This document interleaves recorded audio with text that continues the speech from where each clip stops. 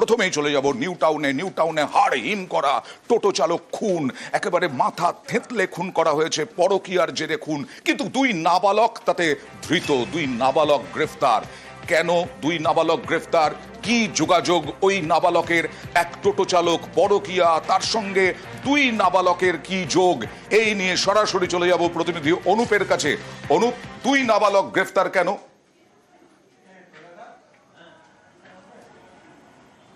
তো নিউ টাউনের টোটো চালক খুনের ঘটনা, গ্রেপ্তার দুই নাবালক। তার কারণ একেবারে যে মহিলার সঙ্গে প্রথম পরকীয়া যে সম্পর্কের তথ্য উঠে এসেছিল এবং তার পরবর্তী ক্ষেত্রে মহিলার সঙ্গে শুধু পরকীয়ার সম্পর্ক নয়, পরবর্তী ক্ষেত্রে মহিলার যে মেয়ে তার সঙ্গেও কিন্তু একেবারে জোর করে শারীরিক সম্পর্ক করার চেষ্টা করে। এই চাঞ্চল্যকর তথ্য যখন উঠে আসে, তার পরবর্তী ক্ষেত্রে যখন এই নাবালিকা যে মহিলার যে মেয়ে নাবালিকা তার সঙ্গে সম্পর্কের তথ্য উঠে আসে, সেক্ষেত্রে কেউ তার নাবালিকার বয়ফ্রেন্ড কিন্তু এই গোটা ঘটনার পরিকল্পনা করে। গত রবিবার দিন একেবারে তার বাড়িতে যায় এবং টোটো ভাড়া করার নাম করে পরিকল্পিতভাবে কিন্তু তাকে ডেকে আনা হয়। বলা হয় রাম মন্দির এলাকায় তিনি কিন্তু যাবেন টোটো ভাড়া নিয়ে। তার পরবর্তীতে লক্ষ্য করা যায় যখন নির্জন জায়গায় 14 নম্বর ট্যাঙ্কের কাছে আসে, সেই সময় কিন্তু একেবারে মাথা থেতলে ইট দিয়ে খুন করার মতো ঘটনা হয়েছে, ধারালো অস্ত্র দিয়ে আঘাত করার ঘটনা ঘটে। শুধু তাই না, সম্পর্কজনিত কারণের জন্য এই খুনের ঘটনা। প্রথমে মায়ের সঙ্গে পরকীয়া, তার পরবর্তীতে মেয়ের সঙ্গে পরকীয়া করার, মেয়ের সঙ্গে শারীরিক সম্পর্ক করার চেষ্টা করে, যার জেরেই কিন্তু একেবারে তার যে বয়ফ্রেন্ড গোটা ঘটনাটি জানে। তারপরে কিন্তু একেবারে খুনের এই পরিকল্পনা করে, বন্ধুকে নিয়েই নাবালক কিন্তু এই গোটা খুনের যে পরিকল্পনা করে। এবং এই ঘটনা ইতিমধ্যে দুই নাবালককে গ্রেপ্তার করা হয়েছে। একদিকে যেমন নাবালিকার বয়ফ্রেন্ড তাকে গ্রেপ্তার করা হয়েছে, অন্যদিকে তার বন্ধু ইতিমধ্যে তাকে গ্রেপ্তার করা হয়েছে। আগামীকাল তাকে আদালতে পেশ করা হবে। মায়ের সঙ্গে সম্পর্ক, তার সঙ্গে মেয়ের সঙ্গেও সম্পর্ক, আর মেয়ের প্রেমিক আর এক বন্ধু নিয়ে খুন করলো টোটো চালককে।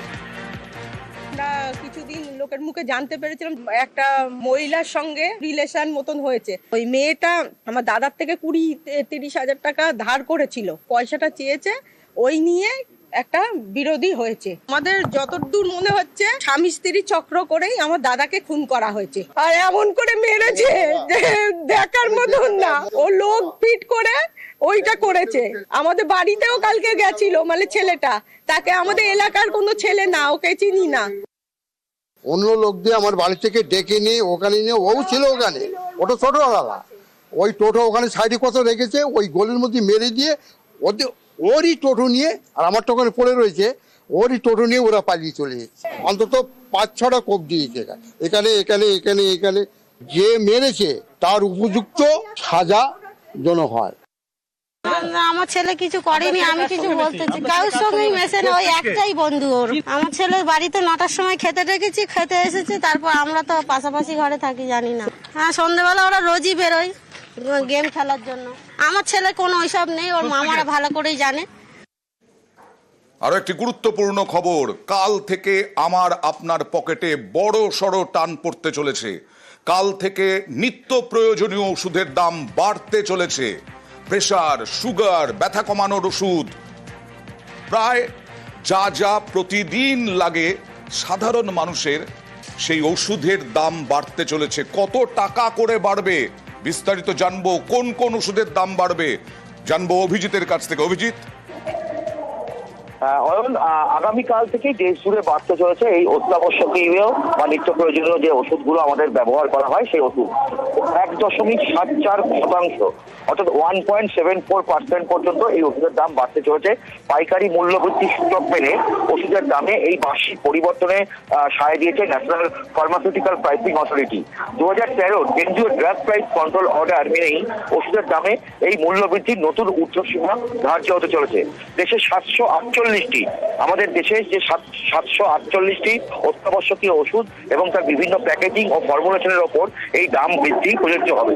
একই নিয়মে বাড়বে স্টেন্ট সহ বিভিন্ন কার্ডিয়াক ও অর্থোপেডিক ইমপ্ল্যান্টের দামও।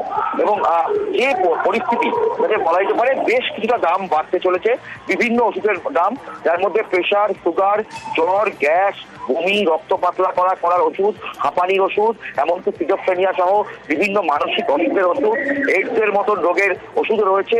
এবং সেই সব কিছু ওষুধের দামই মোট 748। আমাদের প্রতিনিধির অভিজিতের কথা থেকে বুঝলেন যে সমস্ত সাধারণ ওষুধের দাম, যেগুলো প্রতিদিন লাগে আমার আপনার সাধারণ মানুষের, সেগুলিরই প্রায় 2% দাম বাড়ছে।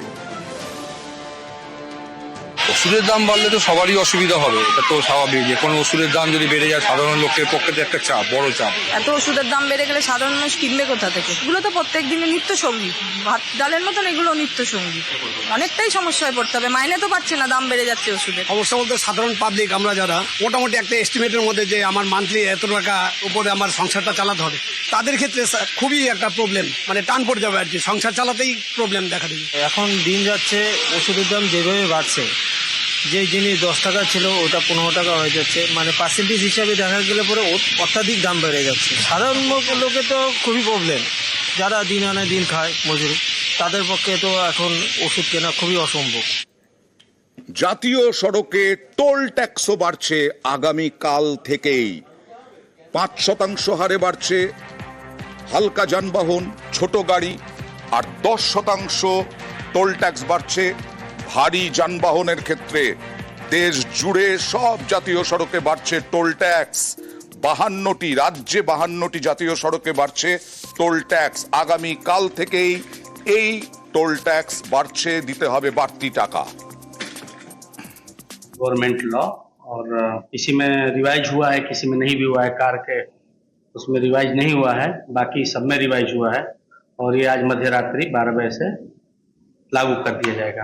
ऑल ओवर इंडिया में, all India, pan India national highway के जितने प्रोजेक्ट्स हैं सब पे 1 अप्रैल को। यहाँ पे छोटा गाड़ी में केवल रिटर्न में 5 रुपए बढ़ा है, सिंगल जर्नी में कुछ भी नहीं बढ़ा है। इस पर फास्टैग जिसमें आप जाएंगे 90 रुपये का 90 रुपये। बाकी गाड़ियों का किसी में 10 रुपए, किसी में ऐसे बढ़ते 5 to 7% का वेरी ये। রাস্তা বাড়ছে, কাজ হচ্ছে, ভালো কথা। ভাড়া বাড়াতে হবে, আর কোম্পানি তো ভাড়া বাড়াবে না, ওটাই হয়ে যাচ্ছে তখন সমস্যা। অত পয়সা পাবো কোথা দিয়ে? টোল ভাড়া মানে সব কিছুই বাড়বে, দাম বাড়বে, কোম্পানি ভাড়া বাড়াতে হবে। না বাড়ালে সব টোল ট্যাক্স বাঁচিয়ে যাবে। টোল বাড়ুক, আমার কোনো আপত্তি নেই, কিন্তু কোম্পানি তো ভাড়া বাড়াতে হবে, কোম্পানি ভাড়া বাড়ায় না। বিভিন্ন জায়গায় যাওয়া হয়, টোলটা বেড়ে গেলে আমাদের তো ভাড়া বাড়ছে না, শুধু টোল বাড়িয়ে দিলে তো আমাদেরই সমস্যা হবে, গাড়িওয়ালাদেরই সমস্যা হবে। এটা একটু না বাড়ালে ভালো হতো।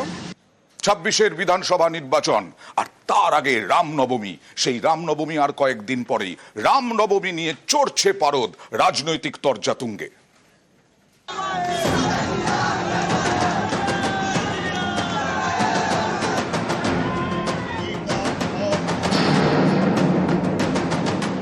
नवरात्रि चल रहा है, मैं उसको भी शुभकामना देंगे, लेकिन हम नहीं चाहते हैं कि इसके लिए अब दंगा करे।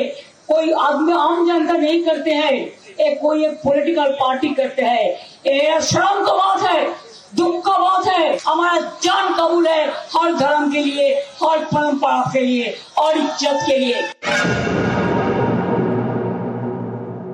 আমরা বিশ্বাস করি ধর্ম যার যার উৎসব সবার। এই সম্প্রীতির বাংলায় আগুন নিয়ে খেলা করে আমাদের বাংলাকে অশান্ত করার চেষ্টা করছে। कोई भी इनका षड्यंत्र में पैर नहीं रखना। जो बंटवारे की बात करता है, भाई भाई को लड़ाने की बात करता है, उनको ये समझ में आनी चाहिए जिस चाँद को देख के हम ईद मनाते हैं, इसी चाँद को देख के करवा चौथ होता है। ये चाँद का कोई धर्म नहीं होता है। ঈদের মঞ্চ থেকে সম্প্রীতির বার্তা, অন্যদিকে রামনবমী নিয়ে চড়ছে রাজনীতির পারদ। সামনেই রামনবমী, কলকাতার বিভিন্ন জায়গায় শুরু হয়েছে রামনবমীর প্রচার। Shyambazar, Girish park, central avenue থেকে শুরু করে ধর্মতলা, বিভিন্ন জায়গায় টাঙানো হয়েছে ব্যানার। রামের ছবির সঙ্গে রয়েছে নরেন্দ্র মোদী এবং শুভেন্দু অধিকারীর ছবি। সরস্বতী পুজোর তাকত দেখিয়েছি, রামনবমীতে শক্তি দেখাবো। উৎসবের সংখ্যা, প্রসেশনের সংখ্যা বাড়ান, পার্টিসিপেশন বাড়ান। উত্তরবঙ্গের শিলিগুড়ি, ঈশ্বরপুর, দক্ষিণবঙ্গের পুরুলিয়া, ব্যারাকপুর, ভাটপাড়া যে বড় মিছিল বেরোয়, আখড়া, খড়গপুর সহ, এবারে আসানসোল, কুলটি সহ আরো বাড়িয়ে দিতে হবে।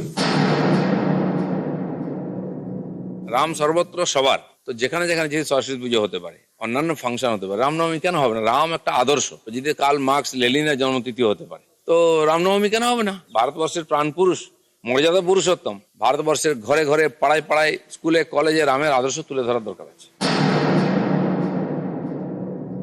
সবসময় একটা সাম্প্রদায়িক বিভাজনের চেষ্টা করছে, তার কারণ পলিটিক্যাল গেনের জন্য। উন্নয়নের সাথে মানুষ থাকেন, সাম্প্রদায়িকতা, বিভাজন এগুলোর সাথে মানুষ থাকেন না। টেম্পোরারি হয়তো 2-4 জন আপনার পাশে যারা রয়েছে তারা লাফালাফি করবে, যারা আমাদের প্রাতঃস্মরণীয় তারা কেউ কোনোদিন সাম্প্রদায়িকতার কথা বলেনি। ভোট পাওয়া যায় না, বারবার বলে এটা ভোট এটা মূর্খতা হচ্ছে।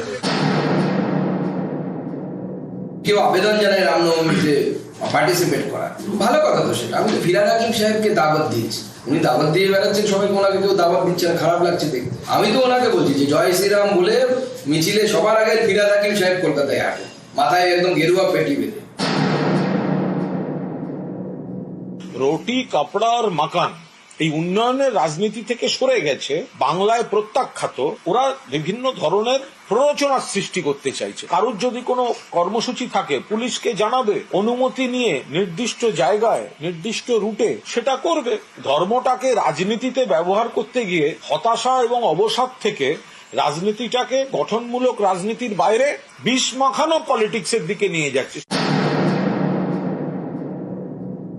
এবছরের রামনবমীর মিছিলে আমাদের কাছে যা খবর আছে যে মানুষ সর্বাত্মক ভাবে পথে নামবে, স্বতঃস্ফূর্ত ভাবে পথে নামবে। এবার যদি কেউ আক্রান্ত হয় তাহলে যে যে ভাষা বোঝে সেই ভাষায় তাদের উত্তর দেওয়া হবে।